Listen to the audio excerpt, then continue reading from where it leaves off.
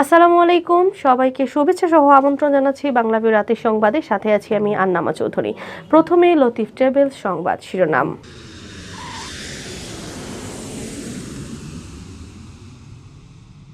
2022-23 অর্থ বছরের লাগি বাজেট পেশ করা হয়েছে সংসদ আওয়ামী লীগ সরকারের দেওয়া 23 নম্বর বাজেট। ইটা লন্ডনের হিথ্রো থেকে উড়াল দেওয়া বাংলাদেশ বিমানের ফ্লাইট সিলেট না নামিয়ে নামছে চিটাগাং।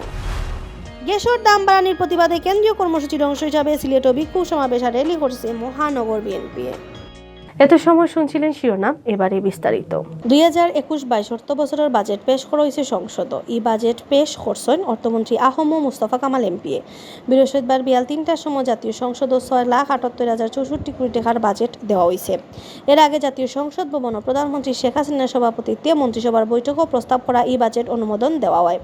বাদে রাষ্ট্রপতি মোহাম্মদ আব্দুল হামিদে বাজেটের সম্মতি দিয়ে সাইন করছেন। বৃহস্পতিবার বিয়ালে আরম্ভ হওয়া দেশের 51 নম্বর এই বাজেট অধিবেশনের সভাপতিত্ব করছেন স্পিকার ডক্টর শিরিন শারমিন চৌধুরী। এটা বর্তমান সরকারের 23 নম্বর বাজেট।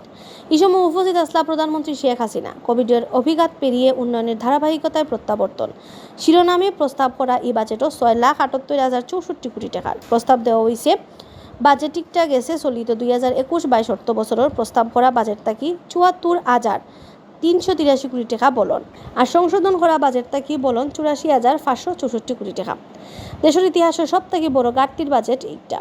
করোনা পরিস্থিতির মাঝে এটা 3 নম্বর বাজেট আর অর্থমন্ত্রী মুস্তফা কামালের 4 নম্বর বাজেট। একটা দেশের 51 নম্বর আর দেশ স্বাধীনের বাদে আওয়ামী লীগ সরকারের দেওয়া 23 নম্বর বাজেট। নতুন অর্থ বছরের লাগি প্রস্তাব দেওয়া বাজেটও কিছু জিনিসের উপরে থাকি বেট আর ট্যাক্স কমানির প্রস্তাব দেওয়া হয়েছে। ওলান বাক্কা কিছু জিনিসও প্রস্তাব দেওয়া হয়েছে বাড়ানির। নয়া 2022-23 অর্থ বছরের বাজেটও ইটা প্রস্তাব ফাঁস হইলে কিছু জিনিসের দাম বাড়বো আর কিছু জিনিসের কমবো।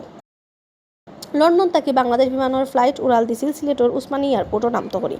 সিলেটর প্যাসেঞ্জার অকলরে নামাইয়া দিয়া ফ্লাইট টিকটা যাওয়ার কথা আছিল ঢাকার শাহজালাল এয়ারপোর্টও, কিন্তু না সিলেট না ঢাকা কোনোখানেও নামতো পারছে না বাংলাদেশ বিমানের এই ফ্লাইট। আবহাওয়া খারাপ হওয়ায় ফ্লাইট টিকটা ইমার্জেন্সি নামানি হয়েছে চিটাগাঙ্গর শাহ আমানত এয়ারপোর্টও। বাদে সিলেট আর ঢাকার প্যাসেঞ্জার অকলে যার যার জায়গা মতো ফাটানি হয়।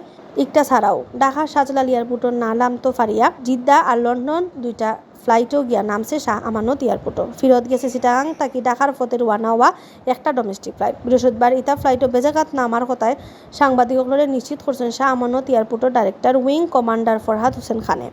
তাই কইছেন London to Sylhet, Sylhet to Dhaka রুটের বিমানের একটা ফ্লাইট আর জিদ্দা টু ঢাকা রুটের সৌদি এয়ারলাইন্সের একটা ফ্লাইট চিটাগাং নামছে। এর আগে চিটাগাং থেকে বিমানের একটা ডোমেস্টিক ফ্লাইট ঢাকাত না নামতো ফারিয়া রিটার্ন হয়েছে। ঢাকার ওয়েদার ঠিক হওয়ার বাদে ইতা ফ্লাইট হিরবার উড়ানি হয়েছে।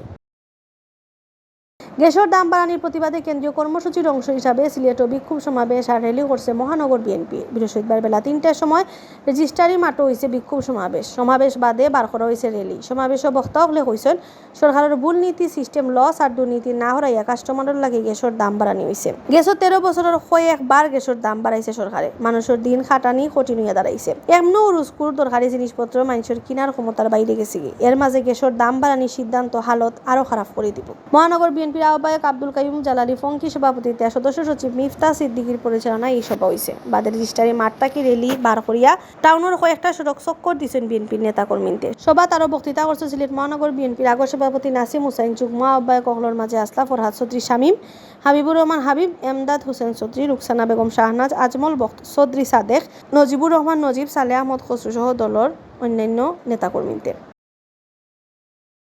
এতক্ষণ দেখছিলেন বাংলা রাতের সংবাদ, সাথে থাকার জন্য ধন্যবাদ।